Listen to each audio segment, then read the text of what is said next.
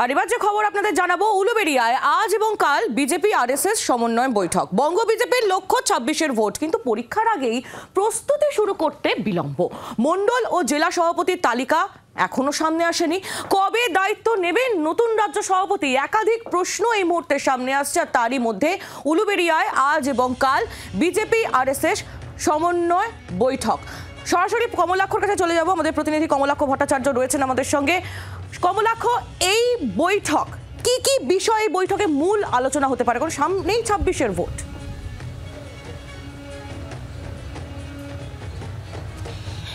দেখো, বৈঠকের নাম সমন্বয় বৈঠক, সুতরাং এই বৈঠকে সমন্বয় হবে সেই আশাতেই কিন্তু বিজেপি এবং আরএসএস তারা একযোগে এই বৈঠক করছেন। তার কারণ বিজেপির অন্দরে এই মুহূর্তে সমন্বয়ের বড় অভাব, এবং সেই অভাব একেবারেই স্পষ্ট হচ্ছে।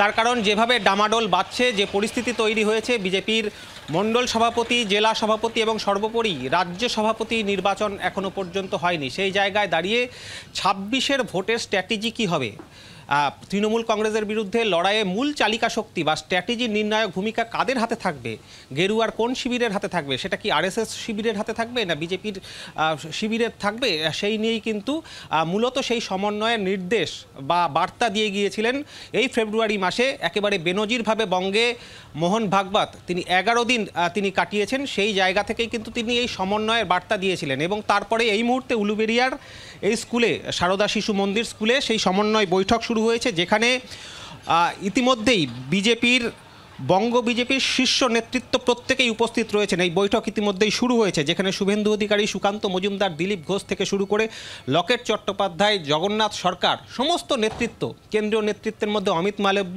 সতীশ ধুন প্রত্যেকেই উপস্থিত রয়েছেন। এবং জানা যাচ্ছে যে অধিকাংশ নেতারাই তারা কিন্তু আজকে রাত্রিবাস করবেন এখানে, এবং আগামীকাল বৈঠক রয়েছে। আরএসএসের উত্তরবঙ্গ, মধ্যবঙ্গ এবং দক্ষিণবঙ্গের সমস্ত যারা প্রান্ত প্রচারক রয়েছেন, যারা শীর্ষ নেতৃত্ব রয়েছেন, তারা আজকের বৈঠকে থাকছেন।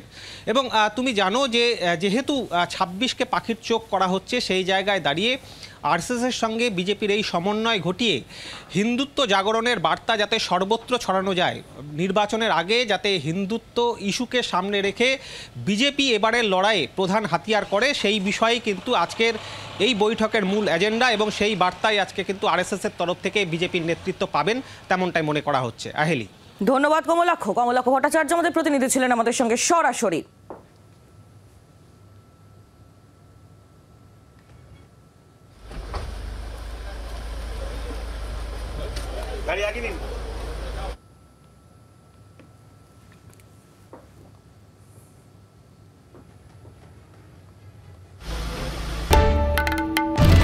বাংলার আওয়াজ, বাঙালির আবেগ, জি 24 ঘন্টা।